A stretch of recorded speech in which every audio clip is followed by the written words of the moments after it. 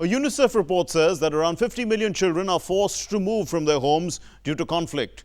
Around 28 million of them are from Afghanistan and Syria.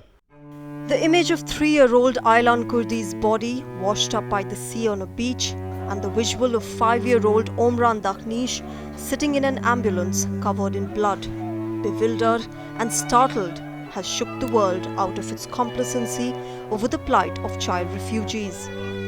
These images don't just talk about two little kids affected by the horrors of war and civil unrest, but they speak about the lives of 50 million children worldwide who are uprooted from their homes, fleeing war, natural calamities and poverty. According to the latest UNICEF report, around 28 million of them are forced to move from their homes due to conflict, and most of the children are from Afghanistan and Syria.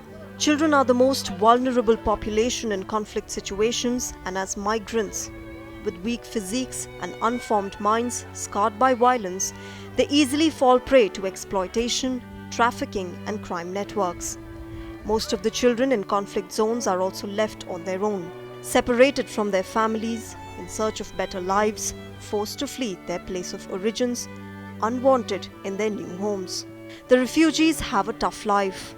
Children grow up with suddenly having to move, not knowing what is in store for them in future. Memories of a happy past, trying to cope with the scary, terrifying present, fearful of the uncertain future. The plight of thousands of such refugees from war-torn countries is now a big question mark. The UNICEF report now points to 6 specific actions that will protect and help displaced, refugee and migrant children. They include protecting child refugees and migrants from exploitation and violence, ending detention of children seeking refugee status, a main point to ensure that their families are together. Ensuring education and access to quality healthcare is another must listed out. The countries taking in the refugees must also promote measures to combat xenophobia, discrimination and marginalization. Migration is one of the biggest challenges faced by the global community today.